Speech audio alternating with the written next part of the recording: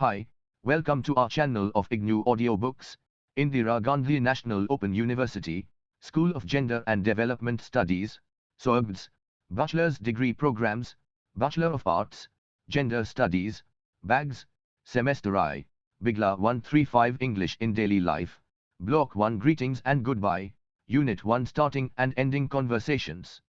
1.0 Objectives. After studying this unit, you will be able to begin and end conversations appropriately, have a better understanding of the etiquette to be followed and expressions to be used, monitor your own speech more critically. 1.1 Warm up.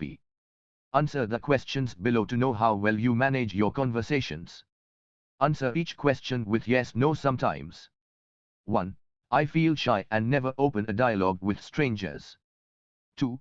At a party, I never introduce my friends to my family and colleagues. 3. I feel nervous and confused if I am left alone with unfamiliar people. 4.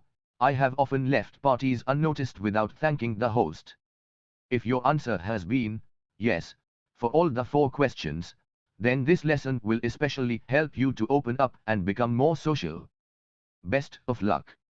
1.2 Reading Comprehension, Etiquette. Read the passage to understand how and why etiquette matters. But before you read, do you know what etiquette means? Etiquette is a set of customs and rules for polite behavior, especially among a particular class of people or in a particular profession.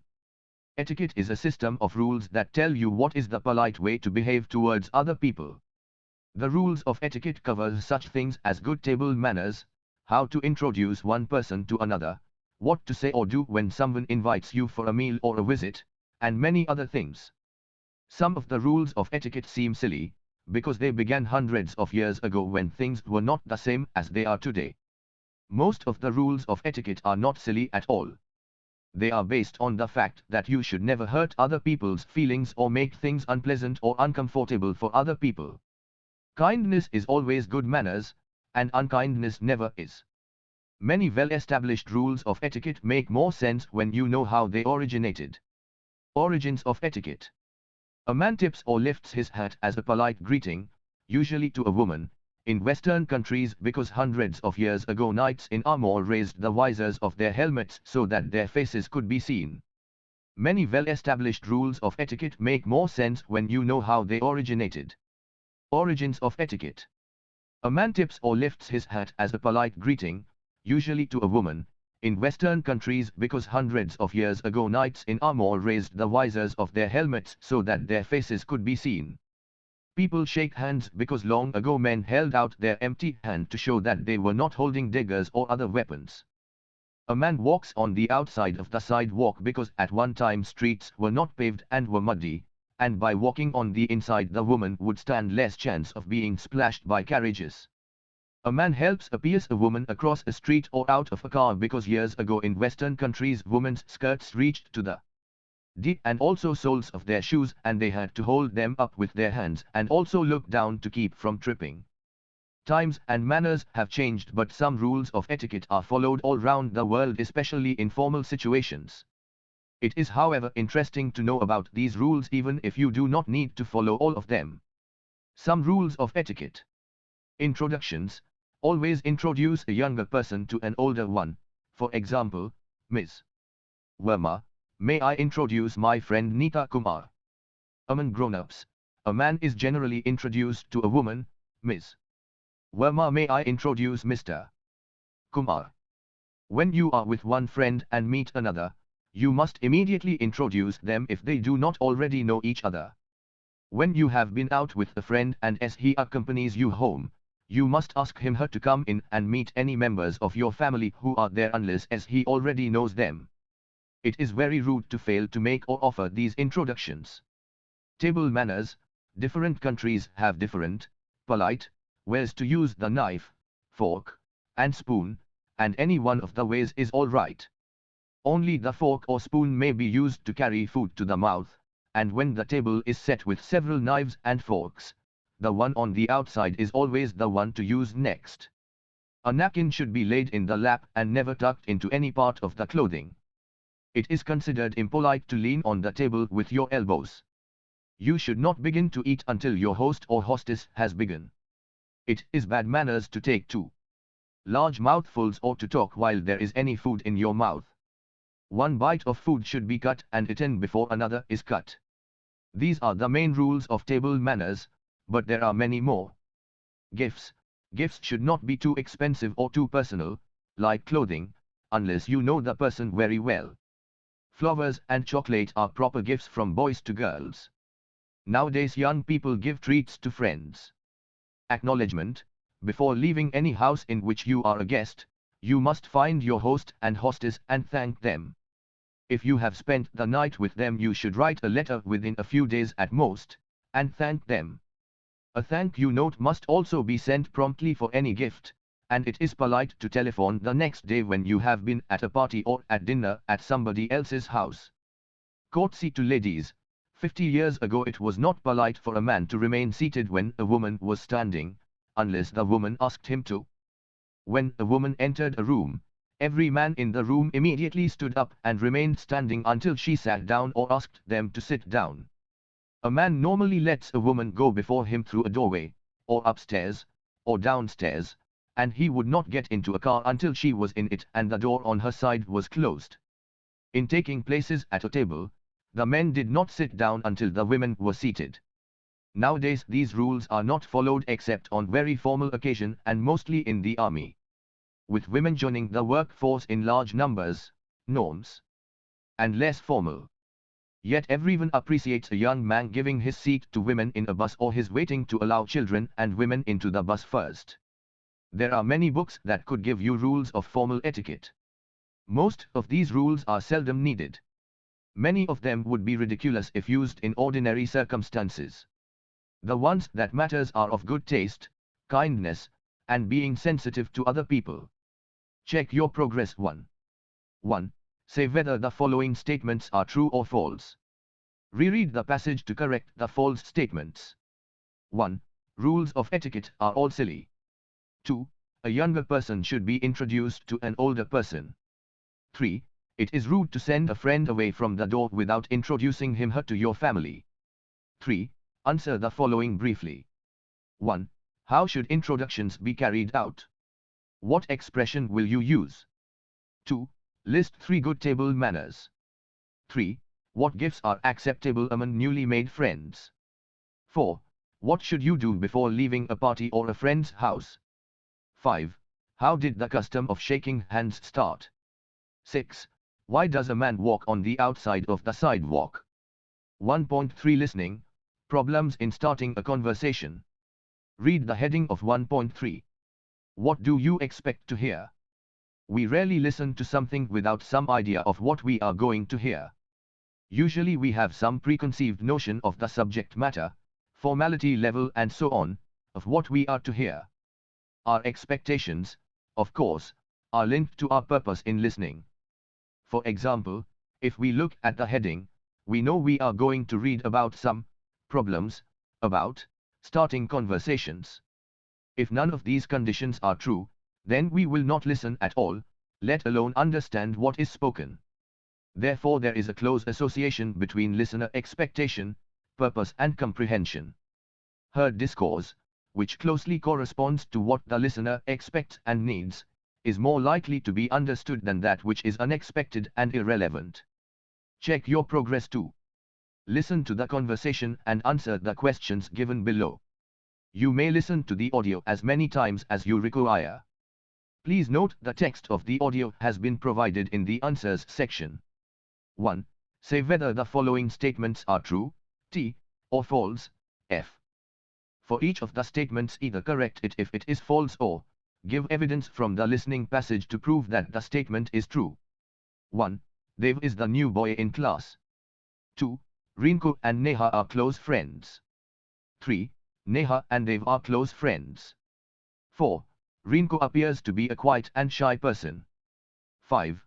Neha makes friends easily. 2. Answer the following questions briefly. You may have to listen to the conversation again. 1. Find 3 words that tell us the conversation is taking place between students. 2. How does Rinku make fun to Dev? 3. How does Dev make fun of Neha? 4. What is polite behavior with newcomers? 5. Is Neha able to end conversations effectively? How do you know? 1.4 Samples of greetings. Starting a conversation involves making people feel relaxed and comfortable. You may have to start a conversation while welcoming visitors. And, when you don't know others at a meeting, party or social gathering, you may have to start a conversation. Starting a conversation involves 3 steps. A. Greeting. B. Introducing yourself.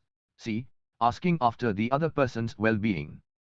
The formulas for these are fixed and usually carry no literal meaning. We say, good morning, even if it is not a good morning and the answer for, how are you, is, fine, thanks, even if you are not well. No one except your close friends really wants to know about your troubles. These are routine courtesies that are followed. The expression you use will vary according to your relationship. You could use some of these expressions when you are introducing. Informal introduction. Renu, have you met Geeta?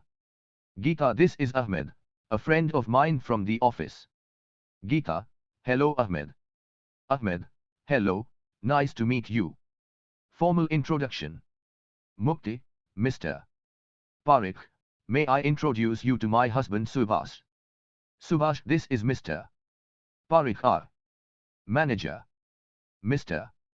Parikh, how do you do? Subhash, how do you do? May I introduce myself?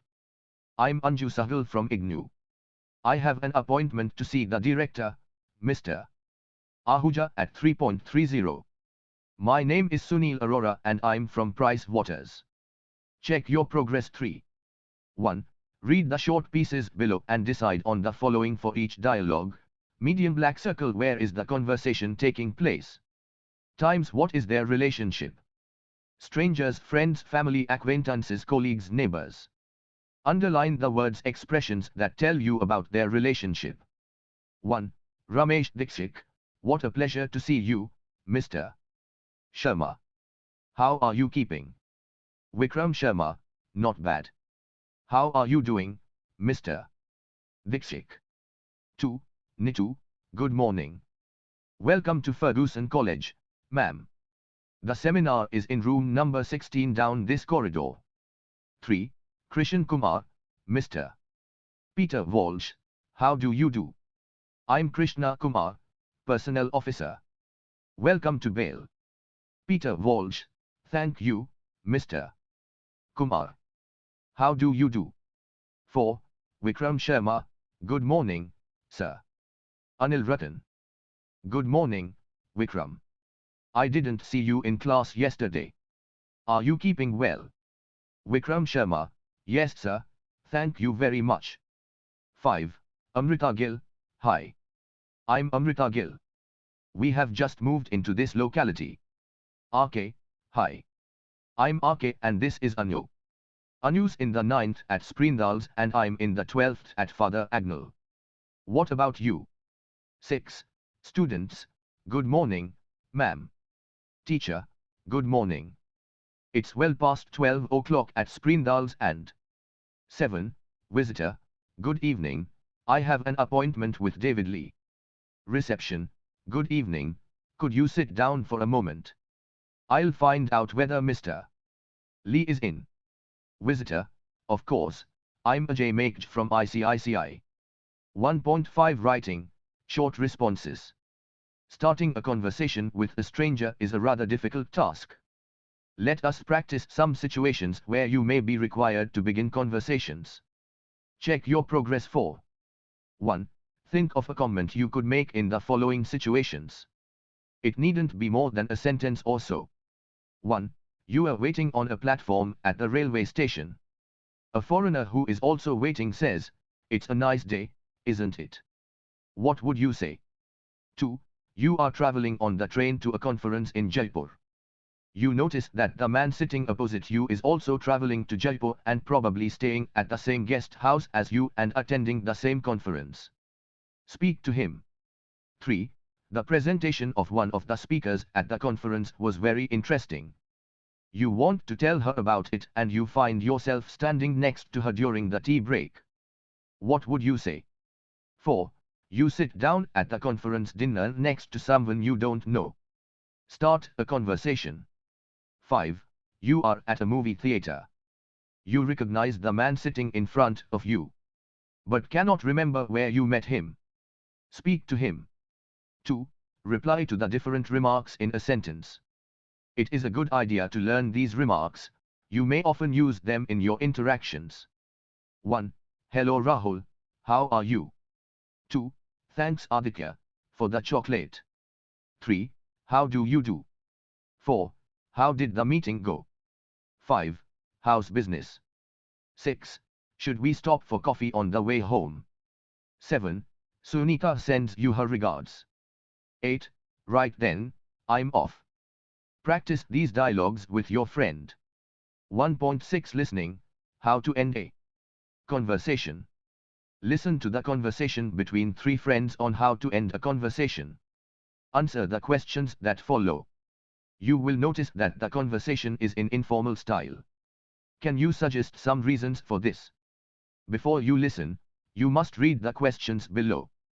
Check your progress. 5. 1.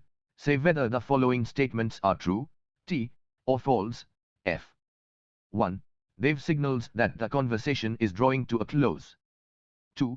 They've uses an inappropriate parting salutation, greeting. 3. Rinko feels that Neha is good at ending a conversation. 4. You can use body language, signs and gestures, to indicate that you wish to close a conversation. 5. Age and status are of no importance in closing conversations. 6. An apology or an excuse can be a polite way of drawing a conversation to a close. 2. Listen to the audio again. Find the exact words, phrase or sentence that is used in the dialogue to do the following. 1. Expression used by Dev to signal end of conversation. Answer, so long then. 2. Parting salutation used by Dev. 3. Parting salutation used by Rinko. 4. Body language to signal the end of conversation. 5. Example of excuse to close conversation. As you listen to the dialogue, you have to note down specific information from it, and ignore other parts of it. This reproduces a common, real-life situation, where we listen for what we want to know and treat the rest of the information as redundant. 1.7 Vocabulary, Informal Expression SOAP.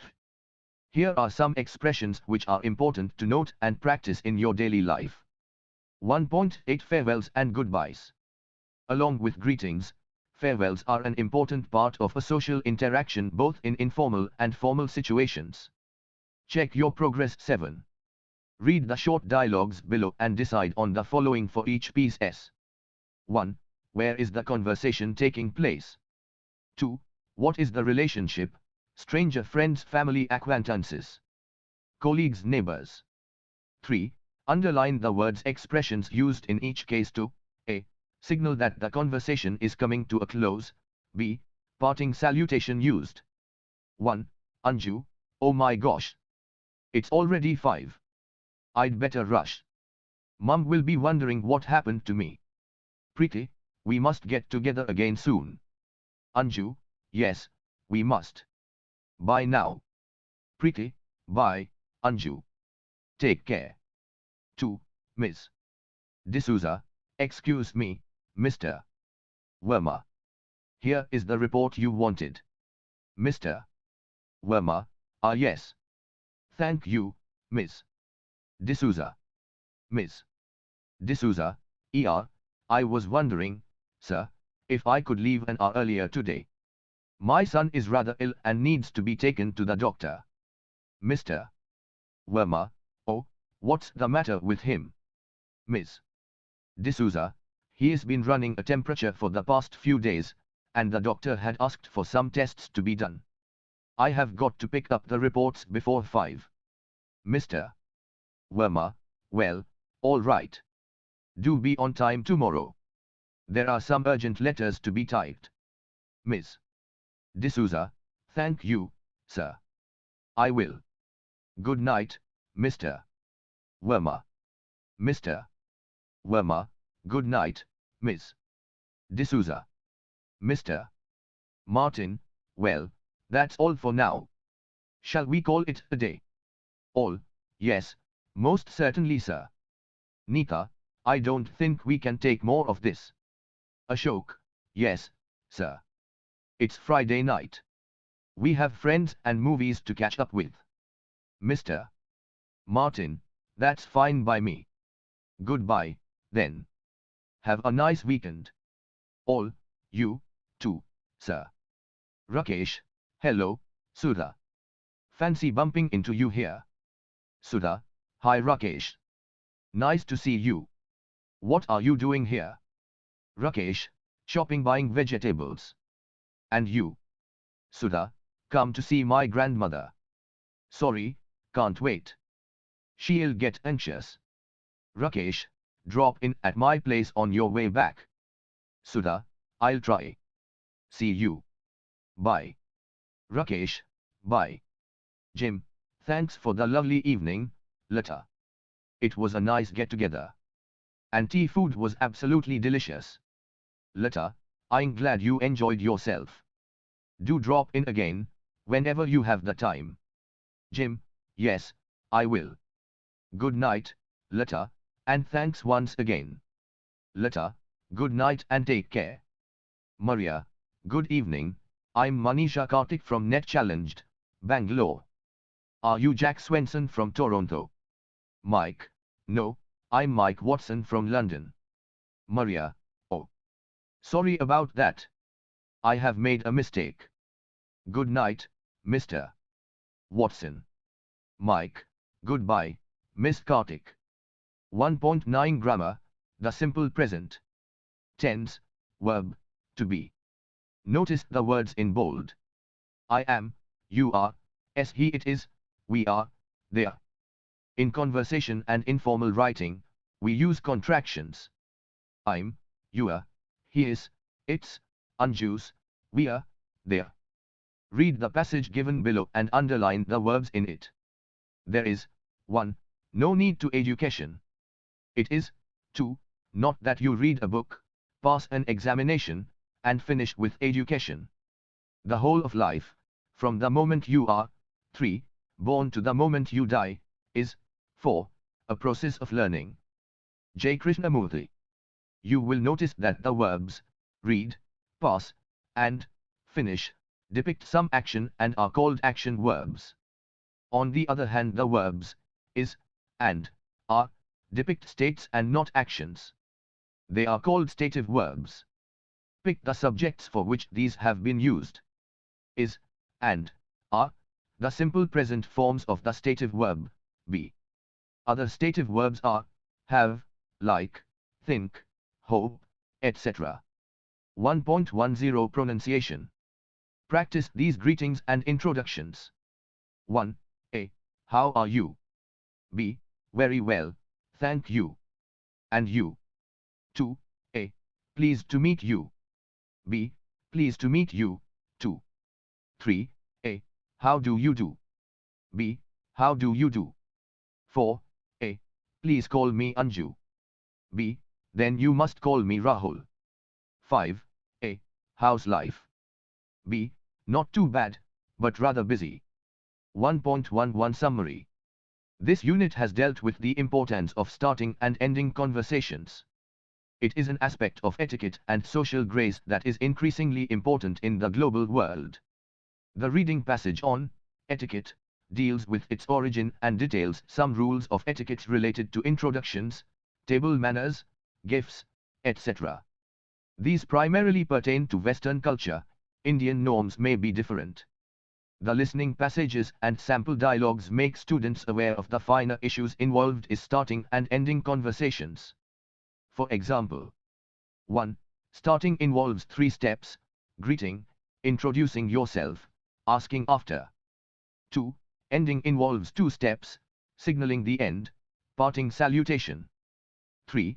The choice of the expressions, words, phrases to be used depends on the situation, formal, informal, relationship, age, etc. of the persons speaking. 4. The younger junior person is introduced to the senior older person. 5.